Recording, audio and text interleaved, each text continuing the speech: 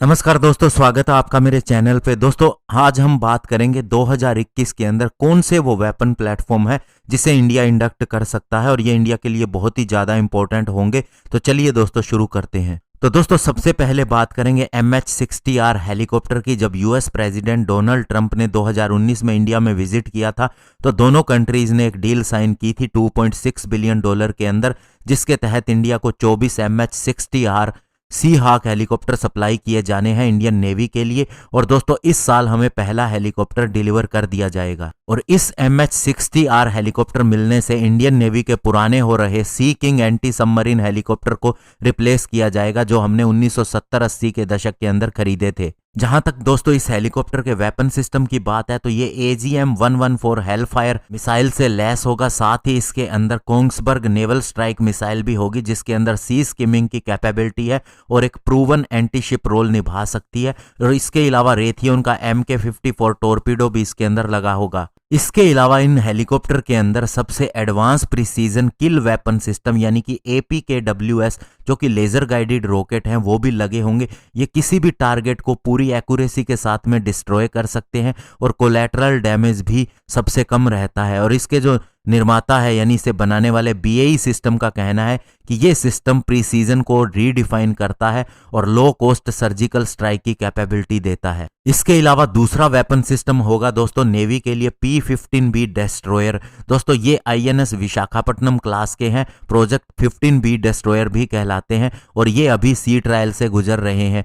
और साथ ही दोस्तों इनका जो लीड विशाखापट्टनम क्लास डिस्ट्रॉयर होगा वो पूरे सी ट्रायल इस साल के अंदर पूरे कर लेगा। इसके अलावा दोस्तों ये इंडियन नेवी के अंदर 2021 के अंदर ही या फिर अगले साल की शुरुआत के अंदर एंटर कर सकता है। इसके अलावा इसी प्रोजेक्ट के तहत 3 और स्टेल्थ गाइडेड मिसाइल डिस्ट्रॉयर बनाए जा रहे हैं, INS Mormugao, INS Imphal, INS Porbandar, और इन्हें मैजागन डॉक शिप बिल्डर बना रहा है। INS मोरमुगाओ और INS इम्फाल को हमने 2016 और 2019 में लॉन्च कर दिया था और INS पोरबंदर अभी कंस्ट्रक्शन इसका चल रहा है और माना जा रहा है 2025 के अंत तक ये तीनों ही सर्विस के अंदर होंगे। इसके अलावा दोस्तों INS अरिगात जो कि दोस्तों हमारी एक बैलिस्टिक मिसाइल सबमरीन है और दूसरी बैलिस्टिक मिसाइल सबमरीन है, वो भी दोस्तों अभी सी ट्रायल से गुजर रही है और ये दोस्तों हमारी न्यूक्लियर ट्रायड को और स्ट्रॉन्ग कर देगी और ये भी इसी साल ज्वाइन कर सकती है। दोस्तों ये न्यूक्लियर सबमरीन जिसे 2017 के अंदर उस समय की डिफेंस मिनिस्टर निर्मला सीतारमन जी ने लॉन्च किया था,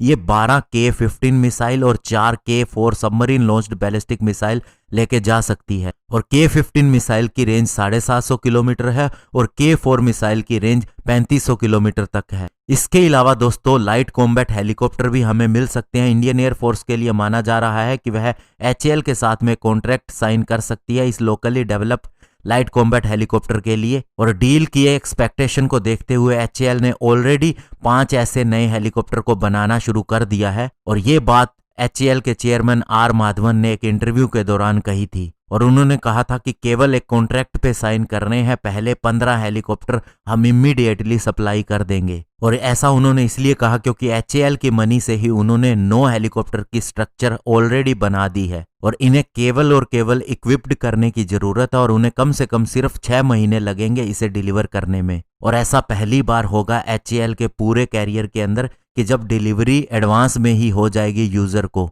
और इसके अलावा दोस्तों हम बात करेंगे S-400 Triumph missile defence system की। ये भी दोस्तों इसी साल हमें मिल सकता है। इसके लिए $5.4 बिलियन के अंदर रशिया के साथ में 2018 में हमने डील की थी, जिसके तहत हमें 5 S-400 की बैटरी मिलनी है। हालांकि दोस्तों चाइना भी इसे इंडक्ट कर चुका है 2015 के अंदर, लेकिन जो हमारा सिस्टम है उससे बहुत ही ज्यादा अपग्रेडेड सिस्टम है। और इसके साथ में जो मिसाइल आती है उनकी रेंज 400 किलोमीटर, 250 किलोमीटर, 120 किलोमीटर और 40 किलोमीटर है और ये एनिमी को टारगेट को 600 किलोमीटर की रेंज तक ट्रैक कर सकता है। ये इसके रडार की खासियत है। तो ऐसे में दोस्तों 2021 में आप देखेंगे कि इंडियन एयरफोर्स, आर्मी और नेवी की पावर बहुत ही ज़्यादा बढ़ जाएगी और ये जो चीज़ें मैंने आपको बताई हैं ये दोस्तों इस साल इंडक्ट होनी है। इसके अलावा बहुत सी ऐसी नई चीज़ें भी हैं जिनके ऊपर इंडिया काम कर रहा है और उनकी भी सफलता आप इसी साल देखेंगे। धन्यवाद। जय हिंद।